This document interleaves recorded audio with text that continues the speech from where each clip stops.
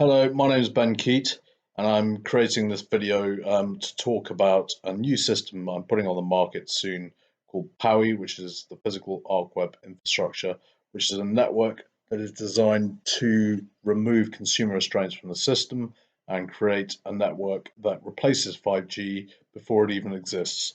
Because what 5G is in fact going to do is exactly the same as what I'm doing, except it's going to scrutinize everything so that Big Brother can get the maximum amount of surveillance on everyone, irrespective of what they do or what they're doing wrong or what they're doing right. They will look at everyone and get maximum industrial espionage of everyone to feed the big corporations with your creative powers, your creative technologies, your ideas. You're just thinking things in your mind. You may think no one's listening. People are listening to our thoughts nowadays. It's happening all the time. They've got control over us. And the other thing 5G will be able to do is control us and make us do things that we are not responsible for our actions. That may insert a microchip into your brain or into your head or into your hand. This is no more than the mark of the beast.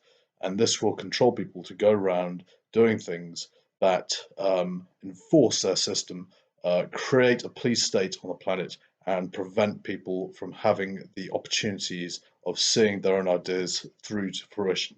So my network is designed exactly to leave surveillance in the system, yes, but not create an absolute surveillance system, to do a discriminative surveillance system that is able to check on whether people's actions are legitimate or illegitimate on a regular basis so that nothing illegal or dangerous gets overlooked. However, should you be on the law-abiding side and being a system that creates a network of, say, technology that is designed to create a system of your own to empower people, to enrich people in the local system, to get people in your local area a better deal, maybe because of their poverty, maybe because of the lack of opportunity in your local area. Maybe you're doing something for the common good with your technology. And if you are in that category of people who, selflessly put themselves out there creating technology to help other people, the whole system that I'm trying to create is designed to remunerate or reward or accredit these people who are in this situation, creating infrastructure, creating technology, creating jobs for the common good, not just to fill their own pockets. And the whole point is the ethos. It's the whole thing is an ethos shift. Um, at a particular point in our lives, we may have all done things for money. We may have all believed money was the goal. First thing I'm going to do is make myself rich. Then I'm going to empower all these people with my money. And it never happens. These people make money and then never give it back.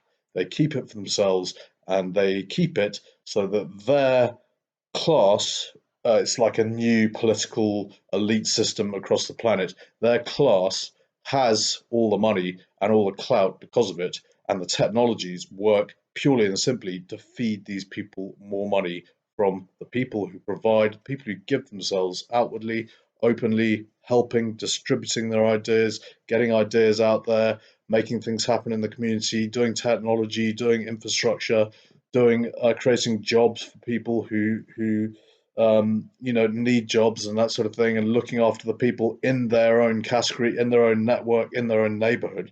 Um, these people are being used by this elite class to enrich themselves more and just to skim off everything we do and turn it into something that is completely unrelated to what we have created, to the person's original ethos, to what they created in the first place. Now, the whole process is an eliminative process. It looks at something maybe in the past that someone's done wrong, and it looks at them and says, well, we can't trust them in our business. So therefore, we're going to discriminate against these people. We're going to eliminate these people from getting on in life. And because of that, they're driven into the creative sector, be it in your own think tank network, in your own living room, in a think tank that's been set up around you to create your own resources and your own network and your own security. These people are then they then siphon off the creative power of these people and use it and distribute it to elite systems that can just farm ideas or creative technologies or creative ideas or creative works, and just abuse the people, the goodwill of the people who are kept underneath because of this tier system, this pyramidal system with the all-seeing eye in the middle of it, at the top of it, looking at everything. This big brother phenomenon that has the power to use industrial espionage upon us and take our system from us. So what the process is, you may have started out at some point in your life thinking, well, I'm going to make a load of money and then, give all my money out, give it to charity, do worthwhile causes. It's a noble belief. But let's face it, the road to hell is paved with good intentions. And it's those good intentions that make these people more money. They use good intentions in the Big Brother system. When you're watching the media, the television, you feel you're being sweet talk, charmed, helped. If you feel you have an interactive nature with the television, you feel these people are out to help you and to give you more. And it's basically flattery to see they're doing it to make you feel, you're in a good situation. You're the rich man. I'm just helping everybody. I'm just the generous man who's the benefactor. And these people give a very minimal amount to charity. They give a very minimal amount to infrastructure, to helping people set things up, to improving people's lives. They're not in it for other people. You've got to get that out of your mindset if you're going to get on. They are not there to help you. They are there to watch you and steal your ideas and take your technology, take your creative thoughts and turn it into something they can then enrich themselves with and enrich their tier, their level, the level they've got to, all the people at that level, they can enrich themselves with it and they don't give a toss about you. Okay, so that's the first thing you really got to get into your mindset if you're going to get on and become a creative contributor, because you've got to realize that you're not going to get help from a third party when you're watching the media, when you're watching videos on television, when people are there to try and explain things. They're not doing it for you, they're doing it for themselves. Okay, you've got to learn that. But the system is set up so that should someone break through and get into seniority on their own system, see it through in a process, in a think tanking process, then a production process, and then ultimately the ownership process comes back to them and they suddenly own something that it is a phenomena or something they are capable of doing. They're able to make an asset, a contribution that can improve, that can go towards the betterment of mankind and the people in their local area, especially, but more so, the whole technology system is driven that when these people come through into the position where they're in a position to sell their idea to the market, then the big guns come in and say, hey, we can offer you, I don't know, a few million for this project. We can buy it off you. Think of the creator of the World Wide Web. He is English. Think of there's so many different people who've come up with the patents of ideas and just said, there you go, have it. They don't know what they're sitting on. Everyone in that situation who's got to that level is sitting on a gold mine. And it's a gold mine not to feather your own nest. What you do is you get it out there. You don't sell your idea. You keep working on it. You think it's complete. You think you've got everything you need. You get it out there, and you get it out there through a network that is set up to privilege the people within your sphere of influence, within your network, within your local community, within the people you care about, within the people you give money to charity for, all the concerns you have, whatever it is, all the good things you want to do with it, you do that first. You get it out there and you get it to them as cheap or as free as possible. Okay, if it's free, if it's technology, if it's like communication systems, which is what I specialize in, then yes, get it out there, get it to the community. And as it starts paying dividends for them, the security phenomena, the processing, the contribution, the attribution of contributions, the accreditation process goes through the system, and these people start to get rewarded. As they get rewarded, let it come back to you, and then take your prize, because your gold mine you're sitting on, you have the clout to operate the system that makes those people manage their system the way they can to make themselves worth some money or worth some physical remuneration or accreditation of some type. And if the process operates in such a way that it comes back to you after you've enriched other people, then yes, you're going the full tilt. That's what we want to do. That's what we want to encourage people to do. Because if you're going to sell your idea for $10 million, say, you think 10 million quid, that'd be brilliant. I'd love £10 million. Okay. And you've lost it then. Everything you're going to make for it, everything you're going to enrich your community, all the good intentions have gone. And that's important to remember. You've got to keep the good intentions and you've got to put it into action next. Because if you're at that stage where you've dominated your own field, you've created your technology, you've gone through the whole system of being checked to see who's competing with who, who's going to win the system, who's going to make it happen, and it's become your own somehow because of dominance, sheer perseverance, sheer effort, sheer drive, you've made it your own. Don't then go and sell out because that is the worst thing you could possibly do. That's worse than starting at the beginning and saying, I'm going to come up with an idea, make loads of money, and then pay all my friends because that's a nobler wish.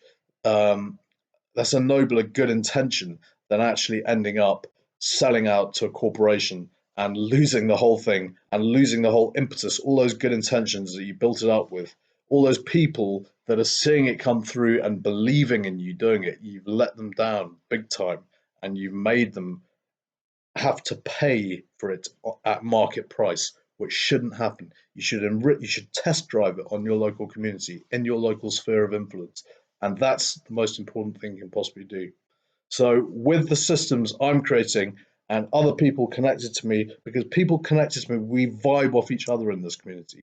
You know, if people are making things happen, some people will be doing it for profit. You have to remember that, but they will want the overall product to come back to them as well if they're on your system and they're working with you and you know making it work for both of you. If it's a mutual partnership you have with these people, albeit through interface or through the way you work with each other on however it is through local networks or whatever, you've got the basis of a relationship and the understanding is already there if you're in the system to make it win for other people first and then feed back to you because they're seeing it as the end goal as well. Although they will be possibly making money on the side to keep ends to make ends meet, to keep things going, to keep the whole process in their lives, normal enough, without having to rely on handouts to make themselves richer. But don't worry, because if you're on handouts, it's pocket money. They're paying you pocket money. Okay, the whole point of the benefit system, okay, is to make sure that people sit at home and ideas get farmed. Fine. When they farm the ideas out, when you've been through that process of farming the ideas out, you've got to get into the situation where you start making it for yourself. You've got to privatize your system. You've got to switch off the television and you've got to get working on your own system. You've got to set up your own companies. You've got to make it in your own name. You've got to privatize it. But you do not at that stage want to continue selling out subliminally or letting people get into your head and take ideas from you because that is quantifying yourself as a business as you set yourself up. And people who do that will start to lose ideas as the process builds, and layer upon layer will be stripped from them as they go up to the top, leaving them ultimately with nothing. You've got to consolidate yourself and privatize yourself at the level where you're starting to learn about how to, you know, synthesize your creative source or your creative efforts. So the whole process of the think tank and the learning through, learning information from the media as you teach the media information. This is a system I've attested to for a long time. In my system, I call it something like UMOTS, teach a student UMOTS or SRs, senior. But irrespective of that, it's a teacher-student system, so they're teaching you something and you're learning, but by learning, you're directly interfacing with the technology you're using. So don't use television at that stage. If you're using television, you're still twitching to it. Still twitting ideas all the time on Twitter, sorry, and you're trying to do things like that to make people understand what you're going through. You're going to get layers stripped off you as you go up the level. But when you get to the level, when you started to see results come through, then try and expand, try and get it out to the local area network, the local network where you're working in, and make it operational so that people start enriching yourself. That's the most important thing. Work with the people in the community around you, because that way we'll build up pockets all over the world that are all connected and allowed to use the same security and communications phenomena that we're providing, and that we're a tested detail is working in operation all over the world. So please get on with it. We've got to beat this 5G system before it happens, and we've got to get this communication system operational so that we can have reciprocal relationships from everywhere, all over the world, who's using the technology that we're supplying, and the technology that you're supplying will become mutually beneficial to us, and we'll be able to operate on a temporary ARC connection and permanent ARC connections when the thing goes through to a full network joined up all over the planet through a less globalized, more of a multipolar globalized system where everything can have pockets of security through the phenomena we're providing in the business that I'm in. So, best of luck to you. And those are just a few tips to some of my friends out there on YouTube and anyone else who sees this opportunity in their lives as something to, see their good intentions to fruition. See your good intentions to fruition. That's the goal. And that I wish you the best if you are trying to do that and you stay true to it. Don't sell out. Don't lose your company at the privatization phase through letting it be stripped by tweeting and sending ideas, subliminal messages, whatever it is, because you've got to secure it at the privatization stage. And prior to that, if you are one of those people who just wants to make money and suddenly finds they can start making money to enrich their friends or whatever, if you really do that and you really are genuine, then good luck to you. But I have little faith that people ever will see that through to fruition. At the end of the day, they're taking a lion's share of it at the beginning, and at the end, because people will break through that system, it becomes something for everyone. But you've got to see it that if that's a bad way to start, you want to start in a way that's going to sort of say, forget about the money.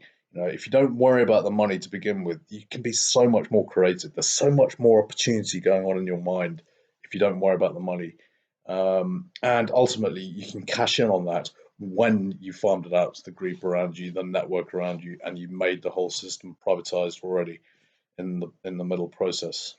So good luck to you, and please make the right option, because it's important that people who hear this video and anyone else, anyone you talk to about it or anything else, you've got to understand we're going to make things work for the common good. It's more important that in the future, if we're going to do away with the 5G system, do away with the skeletal crush on the earth, this removing of the sanctity of the individual, the nation state, everything else, all the ideas, the globalized system that ignores nations, the globalized system that just says we're all one world, one world.